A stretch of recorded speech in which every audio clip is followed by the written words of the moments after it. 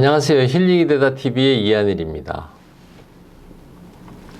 오늘은 15강 5장 신체와 뇌의 유대 두 번째 시간을 갖도록 하겠습니다. 오늘은 안전과 상호 의존, 또 3단계의 안전 감각, 그 다음에 싸움 도주 반응 혹은 붕괴 상태, 이런 주제를 가지고 이야기하도록 하겠습니다.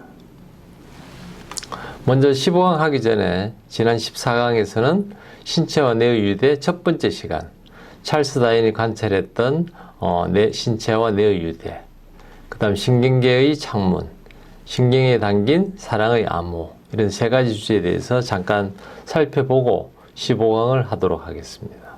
찰스 다윈이 1872년에 발표했던 인간과 동물에서 감정의 표현이라는 이런 책에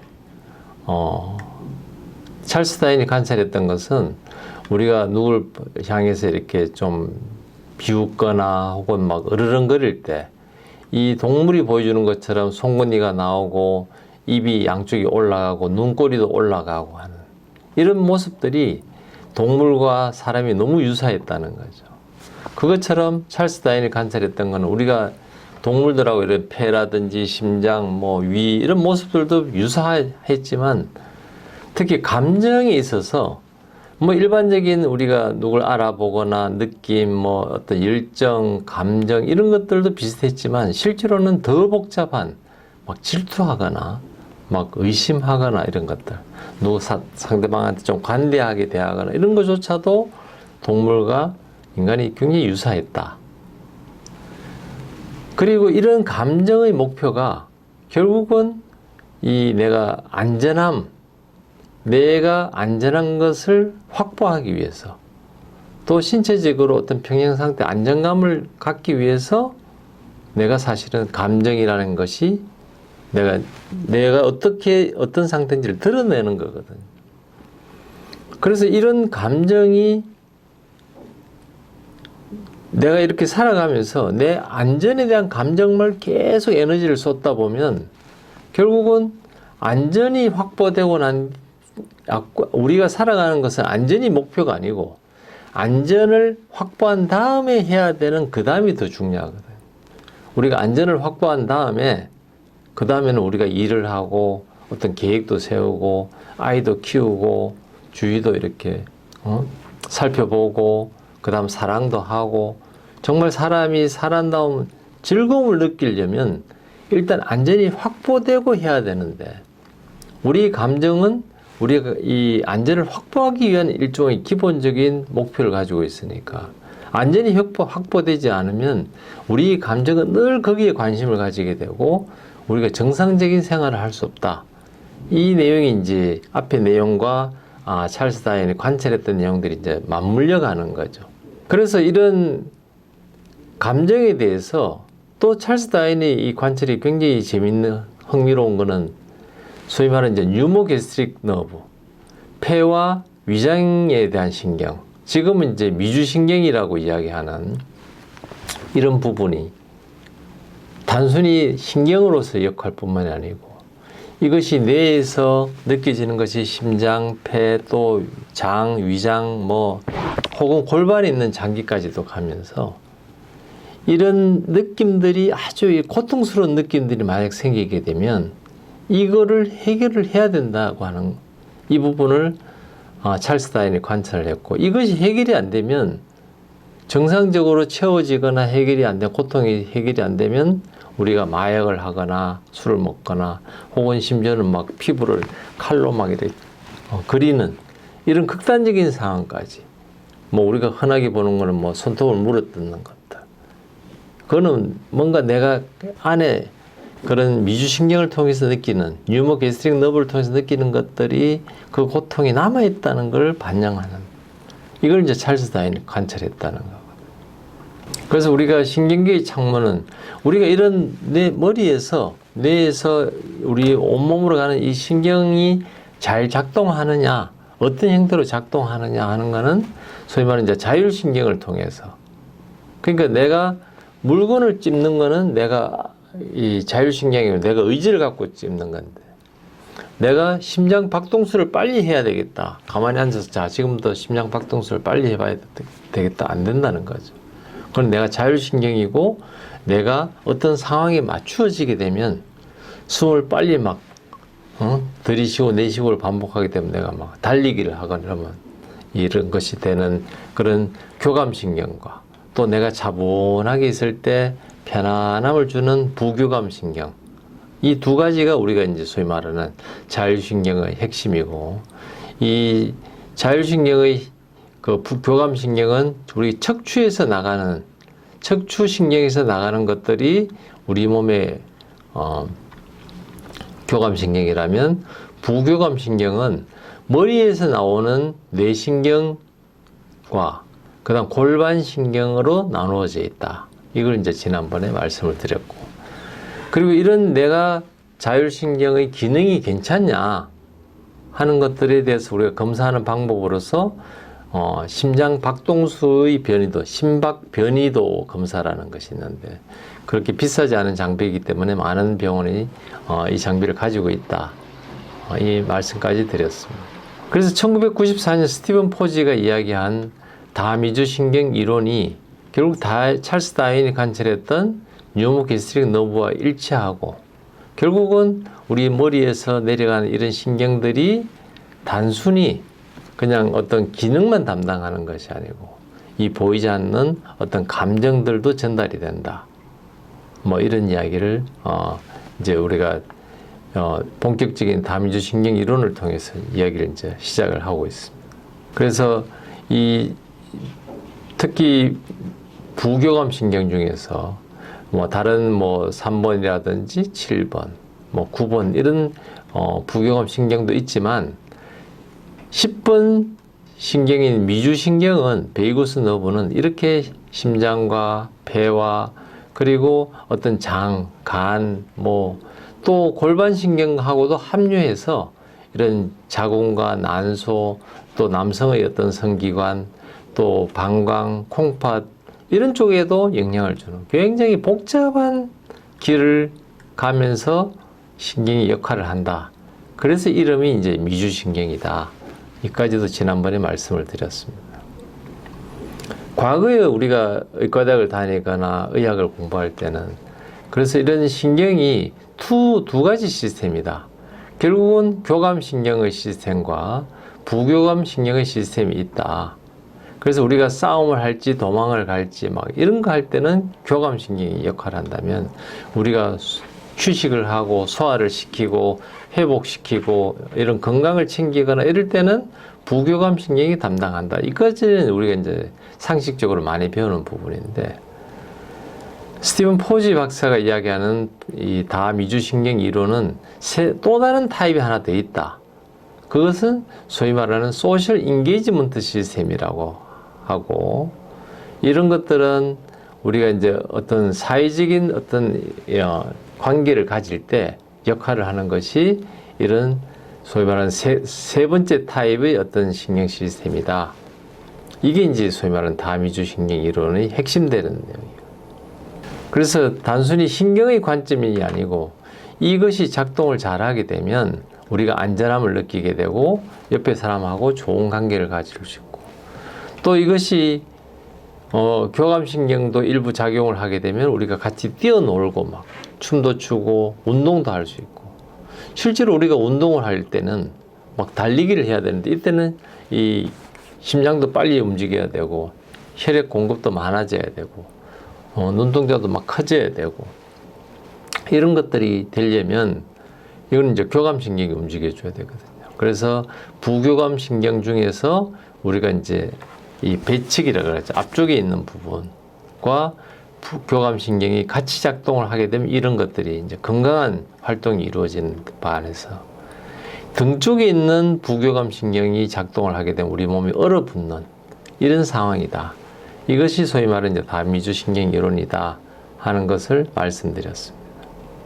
그래서 우리가 이게 대부분의 정신과적인 어떤 문제를 갖는 분들이 특징이 어떤 관계에서 이것이 굉장히 생산적이고 아주 만족스러운 어떤 일들이 이루어지지 않으면, 혹은 내가 그런 관계에 있어서 불편한 것들을 내가 이렇게 좀 조절할 수 있는 것들이 안 돼. 내가 화가 났을 때 내가 화를 참고 분노 조절을 하고, 혹은 뭐 어떤 상황이 있어도 내가 침착성을 유지하고 문제를 잘 수습하고, 이런 것들이 안 되면 뭐 어떤 조그만 일만 있어도 내가 셧다운 되어 버리거나 너무 과하게 흥분되거나 이러면 조직 내에서 내가 남아 있을 수가 없거든요. 혹은 옆에 사람들하고 이런 타협이나 이런 것들이 안 됐을 때는 결국은 정신과적인 문제로 연결이 되고, 우리가 어떤 우울증이라든지 뭐 이런 것들, 또는 뭐 조현병 이런 것조차도 때로는 따지고 보면 관계에서의 어떤 문제가 너무 이렇게 심하게 되면 나타난다. 결국은 우리가 우울증일 때 그냥 우울증 약을 주면 되는 게 아니고, 궁극적으로 회복시켜 주려면 그런 어떤 내가 어떤 그룹에서 어떤 한 사회의 한 일원으로서 내가 정상적인 기능을 할 수 있도록 도와줘야 되는 것이 결국은 정상적인 우리가 의학적인 관점에서 단순히 우울증 약을 주는 것이 다가 아니다. 이것이 이제 콜크 박사의 관점이다. 이걸 말씀드렸습니다. 오늘은 신체와 뇌의 유대 두 번째 시간으로 그런 안전과 상호 의존, 또 3단계 안전 감각, 또 싸움 도주 반응이냐 혹은 붕괴 상태냐, 여기에 대해서 말씀드리겠습니다. 우리가 살아가면서 가장 중요한 어떤 소위 말하는 이제 정신 건강, 멘탈 헬스에서 가장 중요한 게 뭐냐? 내가 안전하다고 하는 느낌이라는 거죠. 이 느낄 수 있어야 된다. 그러니까 안전한 거와 안전하다고 느끼는 것이 다르다고 저는 말씀드려요. 이것이 콜크 박사가 이야기하는 건데, 이것이 지금 내가 있는 공간은 되게 안전한데도 불구하고 트라우마가 심한 사람들은 오히려 이 상황에서 다른 것들이 상상이 되면서 오히려 불안하다. 마치 폭풍전야의 고요함 같다. 뭐 이렇게 표현할 수 있거든요. 그러고 막 두려워하고 불안할 때, 이것이 이 공간은 안전하지만 이분은 이것이 공간이 안전하다고 느끼지 못하는 거죠. 공간이 안전하지 않은 것이 아니고 안전하다고 느낄 수 없는, 이게 이제 트라우마의 핵심이다. 그리고 이것을 해결하기 위해서 가장 중요한 게 뭐냐면 소셜 서포트다. 이 소셜, 사회적으로 지지해 주는 거, 이것은 내가 막 두렵다, 두려움을 느낀다 할 때 옆에 누가 있으면 도움이 되죠. 그러나 이 소셜 서포트라는 건 단순히 옆에 누가 있는 게 중요한 게 아니고 그 상호 의존이 핵심이다. 이 상호 의존은 내 주위에 있는 사람이 내 말을 듣는 거죠. 그리고 그 사람이 나를 보는 거거든요. 관심 있게 보는 거. 그리고 어떤 느낌이 있느냐면 그 사람의 마음에 내가 있다는 느낌이 들어야 된다는 거죠. 이제 뭐 저 사람이 나를 사랑하는 것까지는 좀 아니더라도 적어도 내 옆에 있으면서 내가 밥을 먹었는지, 내가 기분이 좋은지 나쁜지 우울한지, 내가 뭘 이렇게 할 때 너 차 한 잔 마실 거야? 차 한 잔 타줄까? 그게 나를 배려하는 거죠. 그것이 나를 관심을 가지고 보고 내가 어떤 움직임이나 뭐 소리를 낼 때 그걸 듣는 거죠. 그러니까 애가 엄마하고 둘이 있을 때 엄마는 이제 본인은 안전하거든요. 그러니까 본인 기준으로 애도 안전할 거라고 생각하고 본인은 뭐 이렇게 뜨개질을 하거나 혹은 옆에 사람 친구하고 대화를 하면서 혹은 요리를 하면서 집안일을 하면서 애 보고 뭐 놀으라고 뭐 TV도 보고 책도 보고 뭐 장난감 갖고 놀으라 그러지만 애는 거기에 관심이 없고 엄마하고 자꾸 말을 씹히거든요. 엄마한테 말을 걸고 엄마 뭐 하자 하면 엄마는 이제 해야 될 일도 있고 하니까 너 혼자 놀 수 있잖아. 너 엄마 바쁜 거 안 보여? 이래 있을 때 애가 느끼는 거는 단순히 엄마의 그 짜증 섞인 목소리가 뭐 기분 나쁜 게 아니고 그걸 통해서 이 엄마가 나를 보지 않는구나. 엄마가 내 소리를 듣지 않는구나. 엄마의 마음에 내가 없구나. 이렇게 느끼는 순간에 어떻게 되느냐면 이걸 통해서 내 안전이 확보되지 않았구나 하는 느낌을 가진다는 거죠. 그러니까 엄마는 내가 지금 안전한 공간에 있고 하니까 본인이 편안하게 본인 하고 싶은 일을 하기 시작하는 거예요. 엄마도 만약에 안전하지 않다면 일을 못 하는 거죠. 그 안전을 확보하기 위해서 뭔가 움직여야 되니까. 근데 엄마가 일을 하거나 뭐 뜨개질을 하거나 친구하고 잡담을 하거나 할 때는 엄마는 이미 안전한데 아이도 안전하게 느끼느냐 하는 게 중요한 거예요. 이 이야기를 이제 사실은 안전과 상호 의존이 얼마나 중요한지를 강조하고 있는데, 그래서 이 우리가 살아가면서 가장 필요한 거는 뭐냐면 우리 내부에서, 신체 내부에서 느끼는 안전함이거든요. 머리에서 느끼는 안전함도 있어야 되지만 내 장이, 심장이, 내 간이, 내 장이, 위장이 혹은 뭐 소장이 여기서 느끼는 안전함도 있어야 되는데, 이게 이제 소위 말하는 그 미주신경을 통해서 이것이 전달이 되고 우리가 그걸 느낀다고 하는. 그래서 이걸 채워줄 수 있는 거는 의사도 이런 우정이라든지 사랑을 채워줄 수 없다, 뭐 이런 표현을 이제 콜거 박사가 극단적으로 했는 게 뭐냐면, 의사가 우울증 환자에 대해서 우울증 약을 처방해 줄 수 있지만 사실은 그 우울증 환자가 그 약을 먹는다고 해서 근본적으로 해결되는 것이 아니고, 근본적으로는 이 신체에서 느끼는 그 안전한 느낌, 이게 회복돼야 되는데, 그걸 느끼는 거는 주위 사람으로부터 느끼는 상호 의존이 있어야 느끼는데, 그걸 처방해 줄 수는 없다는 거죠. 그 상호 의존을 느끼려면 내가 사랑하는 사람하고 같이 있으면서 느끼는 그 안정감, 혹은 친구나 주위의 동료들하고 막 때로는 깔깔대고 웃음, 농담해가면서 얻는 거는 단순히 그냥 웃은 이야기가 필요한 게 아니고, 그런 대화를 통해서 내가 느끼는 세이프티, 안전에 대한 그 느낌이 있기 때문에 그것이 채워지면 이게 이제 회복이 되고 사람들과의 관계가, 소셜 인게이지먼트가 정상화가 되는데, 이거를 의사가 처방해 줄 수는 없다. 그래서 의사의 역할이 단순히 우울증 약을 치료해 주거나 뭐 항불안제 이런 걸 처방해 주는 게 다가 아니고, 그 사람이 소셜 인게이지먼트를 잘할 수 있도록 도와주는 것도 중요하다. 그래서 많은 트라우마가 있는 사람들은 주위 사람들하고 어떤 그런 관계를 갖기가 어렵다. 또 어떤 사람들은 자기가 트라우마를 받았던 거와 유사한 경험을 했던 사람, 뭐 전쟁을 같이 겪었거나 혹은 뭐 성폭행을 당했거나 혹은 누구한테 막 심한 고문을 당했거나, 이런 백그라운드 있는 사람들끼리 모여놓으면 너무 이야기를 잘하는 거죠. 근데 다른 경험을 했는 사람 혹은 그걸 경험하지 못한 사람들하고는 딱 벽을 쌓고, 너희들은 내 마음 모르잖아. 그 벽을 쌓고 대화가 안 된다. 이거는 자꾸 이제 고립된다는 거죠. 그래서 우리가 건강하다는 것은 뭐냐면 개인의 차이를 이해하고 다른 사람에게서 그런 것들을 그런 경험을 하지 않더라도 어떤 인간적인 모습들을 발견하고 수용하고 이런 것들이 돼야 되는데, 트라우마가 있는 사람들은 그것이 되지 않는다는 거죠. 그러니까 다른 사람들하고 정상적인 관계를 시작하기도 어렵고, 그러니까 정신과 병동이나 이런 데서 좀 잘 어울리는 사람도 있는 반면에 구석에 떨어져서만 처박혀 있는 사람도 있거든요.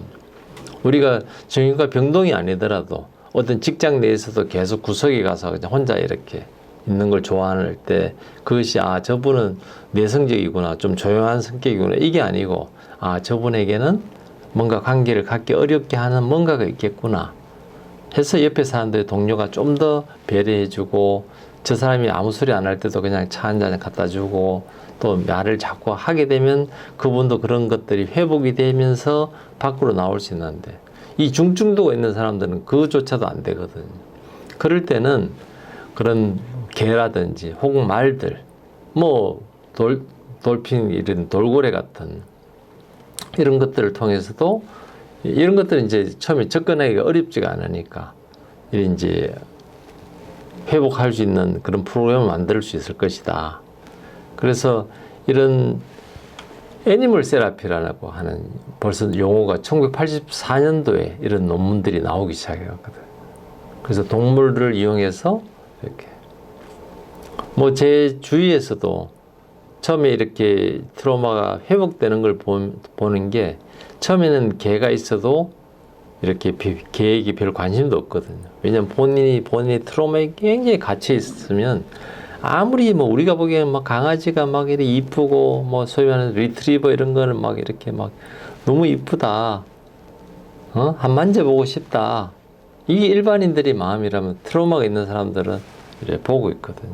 혹은 눈길조차도 주지 않고 자기한테 빠져 있으면 이 중증도가 심하구나. 근데 점차 이렇게 개를 만지고 개하고 같이 개 줄을 한번 잡아봐라라고 개하고 산책을 나가면서 이 사람이 얻는 건 단순히 그 개하고만 친해지는 것이 아니고 소셜 인게이지먼트가 회복이 되고 있다. 그래서 어느 날은 개 없이도 옆에 사람들하고 같이 우리 산책 한번 갈까 할 때 산책 한번 가자 할 정도면 이제는 개를 떼놓고 그 애니멀 세라피가 그 동물 치료, 동물을 이용한 치료가 이제는 효과가 어느 정도 있다. 이제 이렇게 이야기할 수 있는 거예요. 우리가 이런 이제 다양한 신경 시스템에서 그런 위험이냐, 뭐 안전이냐 이런 것들을 이제 우리가 알지만 포지 박사가 이야기하는 것은 유로셉션, 신경이 느끼는 거. 그래서 우리가 뭐 전두엽이 아는 것들이 있거든. 우리가 보고 듣고 하면서 우리가 판단하고 야 이거 위험하다 하는데 아까 말씀드린 것처럼 우리가 안전한 느낌을 갖는 거. 이 신경이 알려주는 무의식적으로 알려주는 느낌들이 있거든. 근데 우리는 안전한 데 있지만 트라우마 환자들은 그것이 안 될 때는 다시 우리가 이걸 리셋하도록. 그래서 이것이 안전한 느낌이 들어야 실제로는 결국은 회복이 되고 그래서 이 상호 의존의 영역까지 들어가 줘야 결국은 내가 회복되면 내가 옆에 사람들에게도 관심을 가지고 옆에 사람을 배려하는 레벨까지 올라가야 이제 완전히 회복이 됐다. 이제 이렇게 이야기할 수 있는데 오늘 말씀드린 이제 3가지 단계의 안전 감각. 이거는 이제 포지 박사가 이야기하는 것처럼 첫 번째 단계는 어떤 위험이 있을 때 우리가 하는 거는 소셜 인게이지먼트. 옆에 사람에게 도와줘. 나 지금 이런 상태야. 이렇게 이제 이야기할 수 있으면 이게 이제 소셜 인게이지먼트 아직은 심각하지가 않은 거죠. 근데 이것이 도와달라 그래도 도와주지 않고 상황은 좀 더 심각해지고 뭐 내가 숲에 갔는데 곰이 막 쫓아오고 뭐 멧돼지가 쫓아오고 이럴 때 이때는 이제 막 옆에 사람한테 도와달라 그랬는데 옆에 사람 도망가고 없고 막 내가 도움을 요청할 상대도 없으면 그 다음에는 우리가 교감신경이 움직이면서 싸움을 할지 도망을 할지를 결정해야 되는. 그리고 내 나름대로는 막 그 노력을 했는데 이래 해도 안 되고 저래 해도 실패했을 때 마지막 단계에서 우리는 완전히 얼어붙게 되고 콜랩스 되고 못 움직이고 막 이렇게 되고 셧다운 되는 이런 단계를 이제 우리가 3단계로 이야기하는 거죠. 첫 번째는 소셜 인게이지먼트 단계가 있다면 두 번째 단계는 싸움이냐 혹은 도망을 가는 혹은 세 번째 단계는 완전히 얼어붙은 셧다운된 이게 이제 3번째 단계다. 그리고 각각에 대해서 좀 더 설명을 하자면 우리가 이제 미주신경이 앞쪽에 있는 부분이 있고 뒤쪽에 있는 부분이 있습니다. 그래서 이 앞쪽에는 우리가 이제 이 목소리를 내는 거, 이 후두가 움직이는 이쪽과 관련이 있다면 등 쪽은 우리가 이제 위나 이런 심장 쪽과 관련이 있다. 그래서 첫 단계는 소셜 인게이지먼트가 있을 때 이런 원숭이가 위험이 있는 걸 알고 옆에 원숭이한테도 알려주고 또 내가 이런 위험한 거니까 좀 도와달라 뭐 이렇게 이제 할 때는 이 배측에 있는 이런 미주신경이 움직인다면 이제는 본격적으로 막 싸움을 하고 막 내가 막 위협을 하고 할 때는 우리가 교감신경이 움직일 때 그리고 이것이 효과가 없을 때 마지막에는 이제 무기력하게 셧다운 되는 이때는 이게 등 쪽에 있는 부교감신경이 움직인다. 뭐 이걸 이제 그림으로 이렇게 사진으로 설명을 할 수 있습니다. 그래서 또 다르게 표현하면 결국 우리가 이 어떤 굉장히 이렇게 위협적인 상황이 생기면은 우리가 얼굴 근육 자체가 벌써 이렇게 긴장을 하게 되고 우리 목소리가 이렇게 되면서 그 변하게 됐죠. 목소리 톤도 변하고. 그래서 우리가 다른 사람들이 이제 도움을 막 요청을 하게 되고 이것이 실패하게 되면 우리가 이제 변연계로 이제 이것이 어떤 뇌에서 이게 움직이면서 우리 그 교감신경이 움직이게 되고 싸움과 이 도주의 어떤 이런 반응들이 나타나고 그것이 결국은 실패하게 됐을 때 궁극적으로는 우리 등 쪽에 있는 미주신경이 움직이면서 결국은 이 신경이 결국은 위와 신장과 장 이쪽에 결국은 이 모든 이 대사를 낮추게 되거든요. 그러니까 콩팥의 기능도 떨어지고 장의 기능도 떨어지고 하니까 이 역류성 식도염이나 역류성이라는 건 결국 음식물이 쫙 장으로 내려가면 되는데 이것이 안 내려가 위에 있다는 거는 위가 이렇게 움직이지 못하는 위가 이 짜줘야 되는데 이 위가 소화 기능이 떨어지게 되면 우리가 역류가 하게 되는. 그래서 역류를 하는 거는 뭐 음식을 과식했나 이렇게 볼 게 아니고 이분이 얼마나 스트레스를 받고 있나 그 스트레스의 원인이 무엇일까? 그래서 그걸 해결해 주는 것이 그분의 역류성 식도염을 치료하는 방법이지 뭐 음식을 적게 먹어라 뭐 물론 뭐 죽을 먹는 것도 도움이 되지만 이제 그런 관계가 있다는 거죠.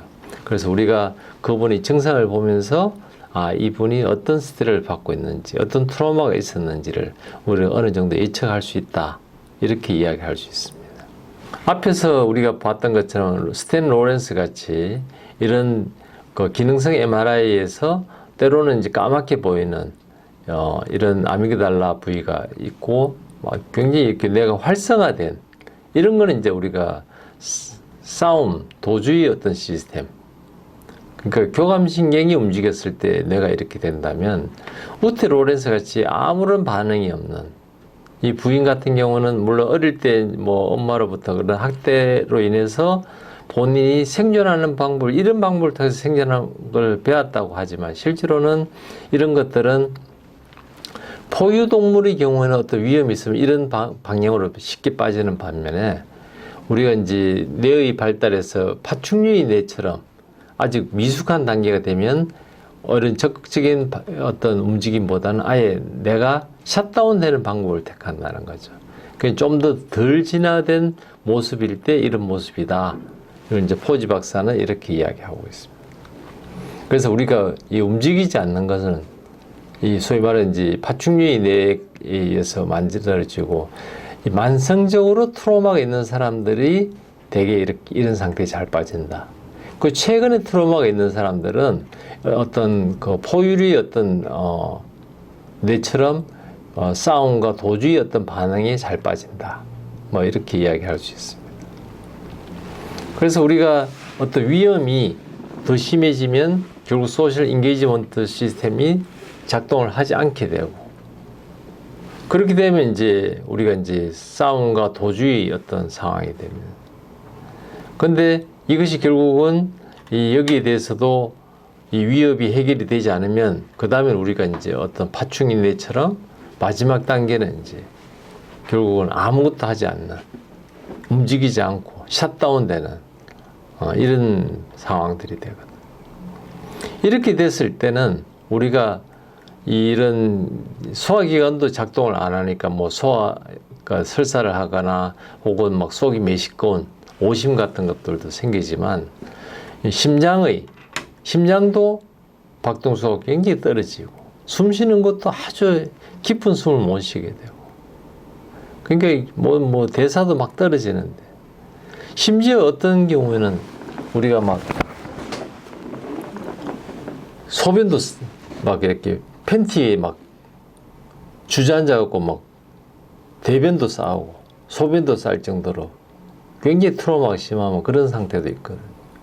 근데 우리가 뭐 알다시피 싸움과 도주 막 도망을 간다 혹은 누구하고 싸운다 할 때는 그 전에 막 좀 소변을 좀 보고 싶거나 대변을 좀 봐야 되는 상황도 누구하고 싸울 때는 그런 감각이 하나도 없어지고 막 싸우는데 오히려 내 세이프티 안전을 확보하는데 관심이 있다면 이 마지막 단계, 이 등 쪽의 그 미주신경이 활성화가 되는, 우리가 셧다운 되는 상태가 되면 이제 그런 뭐 대소변도 막 쏴버리는, 극단적으로 이렇게 되는 그런 상황이 온다는 거죠.